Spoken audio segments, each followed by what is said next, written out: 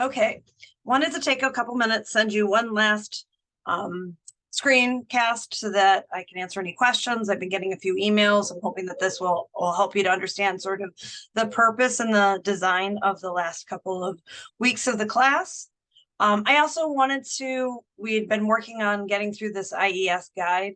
And I wanted to really quickly wrap that up too, because I think it ties in really well to what we're going to be doing for our final project. Okay, so going back to the basics here, the IES guide is premised on some really important foundational documents in literacy that I hope that you're starting to understand and be familiar with. First one was the National Panel of Reading, which established the components of early literacy that are the basis, the foundation on which our students in adolescent literacy are hopefully relying as they work through some really complex literary tasks with us, right? Knowing these explicitly can help us because we know that we're going to have students. Research tells us that we're going to have students that are going to have problems in reading because of gaps in their early literacy skills, and understanding those will help us to kind of be able to pull it apart.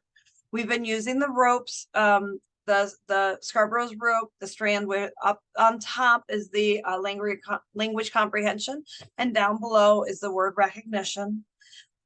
For the most part, we as classroom teachers in the secondary levels really want to be aware of the language comprehension pieces. We want to think about things like background knowledge and vocabulary, and how we help our students to understand things like language structures, and how we help them to develop verbal reasoning, and maybe how we build literacy knowledge, meaning like how do we teach them like what is the specific parts of a history essay, or how do we teach them how to read a computer science manual, things like that, where we're giving them explicit direction on how a piece of literature might work, a reading might work within our own discipline, or a writing, right? Today we're going to be focusing on writing.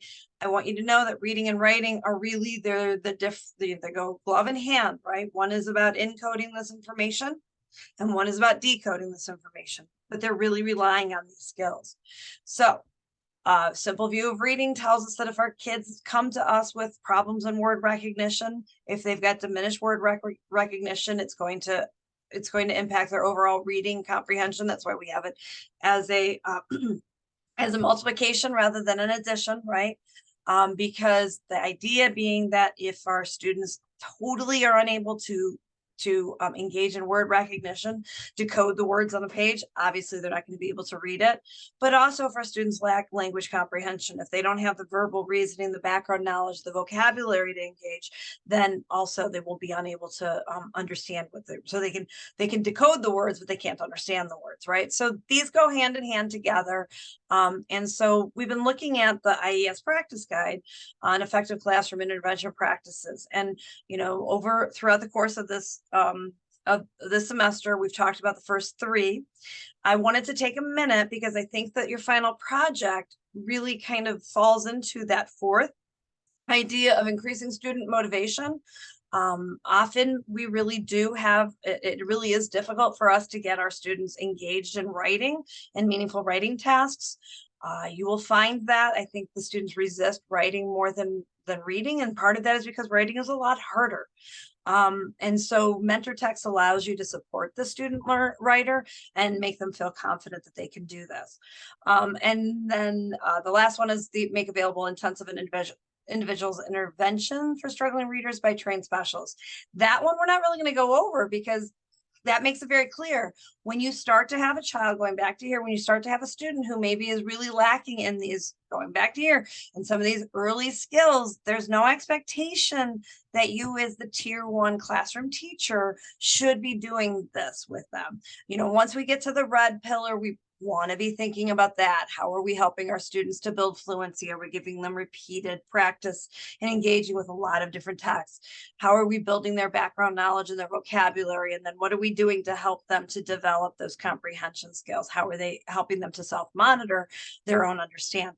Okay. So before we I think mentor texts really are one way to help us to increase student motivation to write. But what is motivation? Motivation is the reason or reasons one has for acting or behaving in a particular way, right? in education, we'd like to think about this in terms of extrinsic versus intrinsic motivation. And we want to think about those. You know, a lot of times we talk about, and it is true, intrinsic motivation is much more effective, and it will outlast a lot of the challenges that a student might have. But, you know, the fact of the matter is not everything is going to be intrinsically motivated. And so we want to understand that so that we can help, even when we move into extrinsic motivation, we can use that. So one of the things we want to think about is there are two ways to think about motivation. One is as a trait and one is as a state, okay? And we want to be able to engage with our students with both of these, understanding that they may come with either of those mindsets, or we set up and design with both of these mindsets in mind. So one of the things that is very kind of common, and you'll hear this from your students, I'm just not good at math, right? I'm just not good at science. So what we want to do is we want to think about things like whether or not a student is coming in and thinking that it's a trait, meaning some people are good at this and some people are out. So they come in good, they come in bad, it's a trait. Or do we want to think about a situation where we can motivate one to achieve as a state? For us as teachers, we really want to understand motivation as a state. It's something that we can introduce into our classroom. It's something that we can help so that every child feels like they can achieve. So intrinsic versus extrinsic motivation, we want to think about the causality. What is motivating the behavior? So in both situations, we want a certain behavior out of our students. And one of the things we're going to find is there's going to be some students that are highly motivated by grades or highly motivated by appearing to be by impressing you, by the relationships with you. So we understand and we want to use those traits, right? That's why relationship building is so important. Kids that are highly motivated through relationships will work harder for teachers that they have those positive relationships with. However, we know that's not all students, and even for some students, they're able to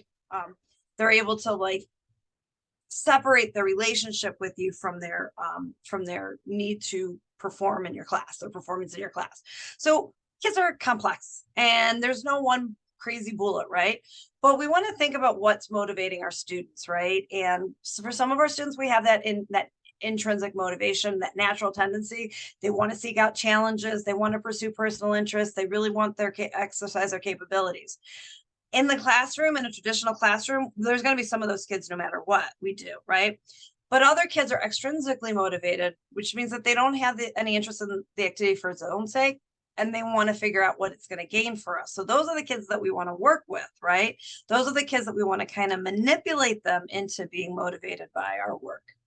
So the IES report talked about increasing motivation and engagement as having moderate evidence. It means it's a pretty solid evidence that it has that classrooms the teacher expressly worked on motivation and engagement, that in those classrooms the students outperformed teachers, and classrooms where there wasn't work on that, right? Where the teacher wasn't thinking about how are my children orienting in terms of trait versus state, understanding of motivation. Are they intrinsically or extrinsically motivated by what we're doing, and how can I increase that? So the IES report talks about the moderate evidence that we have that although the words motivation and engagement are often used interchangeably, they are not synonymous. Whereas motivation refers to the desire or reason or predisposition to become involved in a task or activity, engagement refers to the degree to which a student processes text deeply through the use of active strategies, thought process, and prior knowledge. So the idea being we motivate them to come into the text, and then we give them all kinds of engaging activities so that they can sustain that interest, right? So that interest continues. So what does the report say that we should do as classroom teachers to kind of achieve this goal, so that we can experience that moderate improvement, that moderate level of improvement that they were able to find in their studies that they looked at? Goal setting, not just what they need to know, but how they need to know it, which is sort of where writing comes in too. We're going to tell our students the content that we want them to know. We want you to know something about a historical time period, or we want you to know something about a physical, a biological system, right? but we also are going to say how we're going to want you to learn that. Are you going to learn that through experimentation? Are you going to learn that through research? Are you going to learn that through discussion? And so when we look at our goals, we want to think not just about the what. We tend to get the what part right, but also helping our students think about how they will know that they've learned it. So I've seen some really good goal statements set up, in this class, I will learn X by doing blank. And I'll know that I learn it when I can. So we want to think about that. Like we want to think about how are we presenting our agenda items, how are we presenting our class objectives in ways that maybe allow our students to not just focus on what we're going to do and what we're going to learn, but also how we're going to learn it. The next one is promoting student autonomy in the learning, and flat out best place to do that is to offer choice when you have the opportunity to offer choice. And so choice is a really important component. The next one is making literacy experiences more relevant to the learners, meaning trying to find things that that help them to see your practice in everyday, your discipline in everyday life. And then instructional conditions, thinking about things like, do you have them have goal setting? Do you allow for personalized learning? Do they have collaborative learning? All of the engagement strategies that you're going to be learning in your methods classes, okay? All right. Going to put the guide away because, as I said, the last piece of the guide is to make available intensive and individualized interventions for struggling readers by trained specialists. This is something that if your schools do not have a meaningful tier 2 and tier 3 intervention for students that are struggling, falling behind, it's very common in the high school that we have a very limited MTSS process or response to intervention process, but I want you to continue those conversations, continue to be an advocate so that you know that you have somebody who can help your students when they're really struggling in some of those foundational skills. All right, so let's get to the nuts and bolts for us in this class. The final assignment that you are going to have, and I want you to understand how the final assignment and the reading from the previous last couple of weeks, how they kind of play together. Okay. So the final assignment that you are going to be having, you're going to look for a genre to study. You're going to think of a feature article, things like if you're a science teacher, going to be a science, your science major, maybe look at a popular science magazine, maybe look at a blog post, right? Maybe review a dance performance, maybe look at a statement by an artist, or even look at a piece of work by an art. You're going to gather 2 mentor texts. These are texts that you consider to be exemplary pieces of that genre. Then you're going to create a list of what you notice across the text. For example, memoirs, we'll go through this. Then you're going to write a piece of original writing that was guided by that mentor text, and then you're going to do a 1-page reflection. So let's think. I think some of you were confused, like what was happening in the readings that we had last week. So let me just put these up, okay? Let's see, put this in here. The first reading that you had last week, this one, Their Own Voices, Empowering Students to Choice and Writing Task, this gave you some examples of really why. Think about this in terms of motivation and engagement. Many of our students do not come explicitly wanting to read, right? Or write, I mean. And we have more resistance to writing than reading even, right? And correct, I should say. So we want to think about that. And what this talks about is the power of presenting mentor texts to your students so that you don't just say, hey, write an argument, right? I'm going to have you listen to an NPR audio story called This I Believe. And after I read this, I believe, after we look at this, I believe, then you're going to go out and you're going to write your own and maybe record your own This I Believe, right? And so they came up with 3 examples for 3 types of writing: expository, informational, argumentative, and narrative.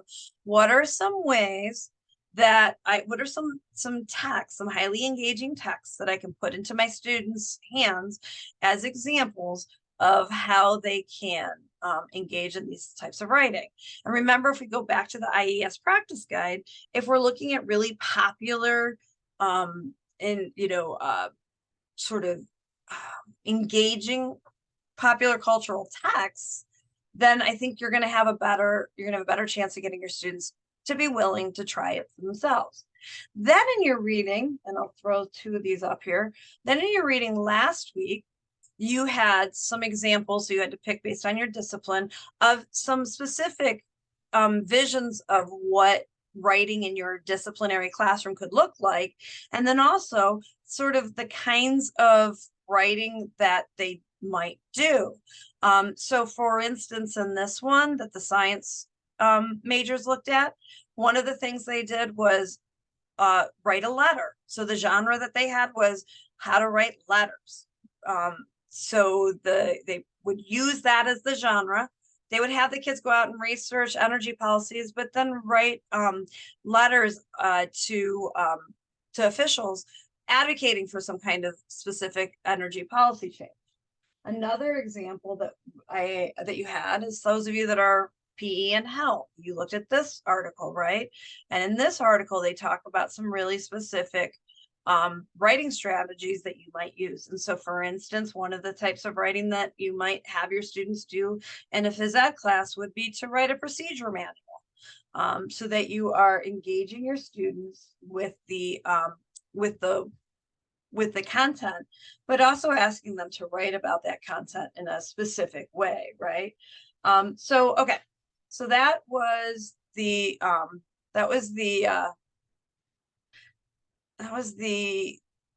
purpose, right? And how it kind of ties in. So you had these initial readings, they gave you some examples, and it kind of tied you in so that you understood what writing might look like. All right, so let me see here. Okay, trying to find the example. Now you then had the example, right? That was shared in, and I can't find it right now because my thing is a mess here. All right. Okay, here we go. And then you had the example that was shared with you. This was an example that was shared from a previous student who, goes to show you, many of you are going to come into fields where you're not going to have traditional academic writing. I've gotten a couple of emails from people, I'm an ASL major, I'm an art major. What can I use things that don't feel like text, right? Traditional text. Well, in this example, this student chose to do a top 10 list. So, and that was the genre that they chose to look at. Totally appropriate for you in some of your areas, right? So like for health or PE, like top 10 things that you can do to stay healthy this year. Those types of top 10 lists are really common. So what you're going to do is you're going to pick a genre to study, and it can be, if I'm a history teacher, it can be historical argument. It can be, if I'm a science teacher, it can be a science lab. But it doesn't have to be. You can choose something that's a little bit more engaging and a little bit more in the Common Core and the state standards as well in Ohio. There's this, you want to write both sustained and daily, right? So often and sustained. So something like a top 10 list might be a very quick writing. Something like a research paper is going to obviously be sustained. But what you're going to do is you're going to pick your genre, and you're going to pick 2 examples, right? And in these 2 examples, you're gonna just notice, what do you notice in your examples? Okay, so you're gonna do that. So this person, here's their first example, there's their second example, right? So then they come in here. After they've done that, they actually have a lot of examples in here, but you only need a few. Then you're going to sort of think about, what does it take, right? What do you notice? So these are the toolbox techniques for sheet making list. This person created that. Then you're going to identify a mini lesson. What are you going to do to teach your lesson? How is this going to be linked to the standards? How are we going to teach it? And then you go ahead and you write your own.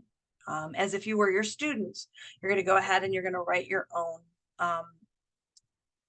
text based on the mentor texts. So I want you to think about this as something that you could actually use in your own classroom, in your future classroom. Some people were wondering, do I have to use the mentor texts that were identified in the readings from last week? You don't have to, but if you're stuck, hey, go look and see this, I believe. And maybe that does become your mentor text. It's okay. There is no reason not to use some of the examples that you had in your reading last week, but it's not required. Okay. So just wanted to send this out so that everybody understood where we were with this. Obviously, if you have any questions, I'll be more diligent this week. Been dealing with some stuff at work and home, but I'm going to make sure I log in at least in the morning and at night every day this week so that you have the support you have as you're looking in these last couple of days of the semester to finish the assignment. All right. Thank you so much and have a good rest of the day.